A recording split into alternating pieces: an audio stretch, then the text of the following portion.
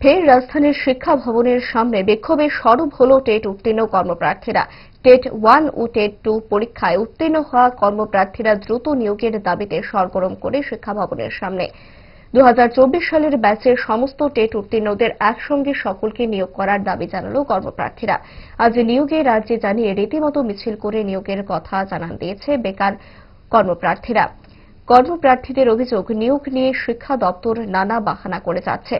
সর্বোপরি আদালতের মামলার কথা বলে নিয়োগ পিছিয়ে দেওয়ার চেষ্টা করছে রাজ্য শিক্ষা দপ্তর। আজ বিক্ষোভ দেখাতে গিয়ে সংবাদ মাধ্যমের সামনে কি ছিল বিক্ষোভকারীদের প্রতিক্রিয়া, দেখুন। এখানে আসা মূলত আমাদের প্রথম দাবি আমাদের মেরিট লিস্ট আউট করা, কারণ আমরা 1 বছর যাবৎ ভেরিফিকেশন হওয়ার পরে আমরা আন্দোলনই করে যাচ্ছি, কিন্তু আমাদের মেরিট লিস্ট এখনো দিচ্ছে না। আপনারা দেখতে পাচ্ছেন বিভিন্ন স্কুলে ছাত্রছাত্রীরা আন্দোলন করছে, ওরা রাস্তায় বসে আন্দোলন করছে, কোনো স্কুলে একজন টিচার দিয়ে স্কুল চলছে। তো এগুলো তো স্টুডেন্টদের ভবিষ্যৎ তো আর কেসের জন্য অপেক্ষা করবে না, আমাদের ভবিষ্যৎও আর কেসের জন্য অপেক্ষা করবে না। আমাদেরও তো বয়স হচ্ছে, আমাদের বয়স তো আর কেসের জন্য আটকে থাকবে না।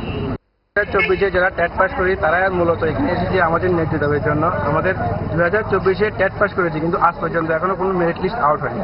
স্যার বলছে এই মাসে দেবে না, এই মাসে দেবে না, এই মাসে দেবে। এখন আমাদেরকে নতুন করে কেসে ফাঁসানো হচ্ছে যে নতুন করে হাইকোর্ট রায় দিয়েছে কিনা জানি এনওএস, তারা কেস করেছে, তার সঙ্গে একসঙ্গে আমাদেরকে রিক্রুটমেন্ট করবে। এইভাবে করতে করতে করতে আমাদের অলরেডি রিক্রুটমেন্ট পিছিয়ে যাচ্ছে।